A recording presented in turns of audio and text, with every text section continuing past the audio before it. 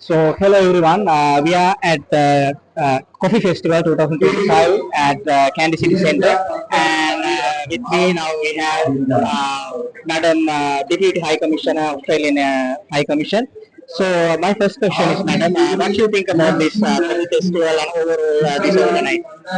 Look, we're really pleased to be here. This is the fourth year that there's a coffee festival in Sri Lanka, but this is the biggest one. And I think it's particularly large this year because we have the government involved, so we've got the Department of Export Agriculture involved, we've got the Lanka Coffee Association involved, and through Australian government funding, the Market Development Facility, we've been running this festival for a few years. So this time round, everyone's together and it's a great buzz here today, so really pleased to see that.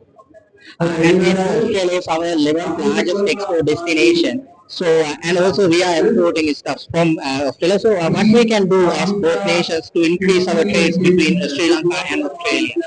Look, it's a really good question, and I think that's something that a lot of people are thinking about now in Sri Lanka, coming out of crisis and looking for new sources of growth.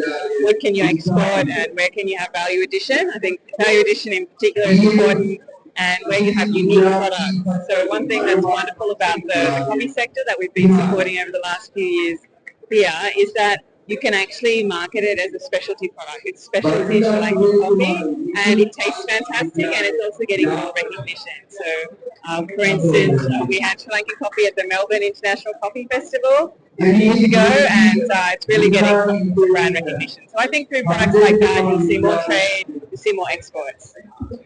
And madam, another question. This is not related to coffee industry, but thing is that we are both nations confronting illegal migration from Sri Lanka. So we have a awareness program in Australia. So what is the success rate, and what we can do more with collaborating with both our navies, and what we can do for confronting this illegal migration issue and finding root causes?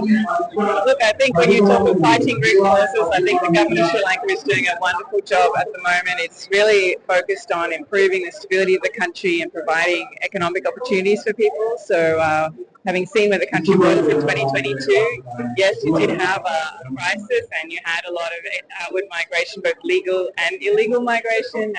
We see the effects of brain drain also. But yes, it's true. For years now, Sri Lanka and Australia have worked together really closely to try and prevent illegal migration. It's a really sad story when you see people who have often been fooled, they've been lied to, and they spend money on these voyages that are very risky, and a lot of people end up dying at sea. So it's a terrible thing to have seen over the years, but I'm pleased to say that the numbers have really come down, and I think also people know that they won't be resettled in Australia. They can't migrate to Australia that way. There are other pathways for migration, legal pathways, and I think that message is getting through. So we're really pleased about that. But most importantly, I think Sri Lanka is doing better as a country. It's a more stable country. It's a place that people want to stay. And my last question, madam. We know Australia is a sports superpower in global industry, and also agriculture. Australia leading many things in the world. So what we can do, what we can learn from Australia, and how we can increase this collaboration, especially regarding defense and sports and all that. Thanks. Look, I think we try to cooperate across the whole range of areas. So you have defence you mentioned. We have great relationships with Sri Lankan defence. Also in border security, as you mentioned, but in other areas too. So we're always looking at the linkages that we can create. I would say that we have a development program that we've been running for many years, which is looking at bringing in technical assistance, and even the Market Development Facility, which is right behind me here.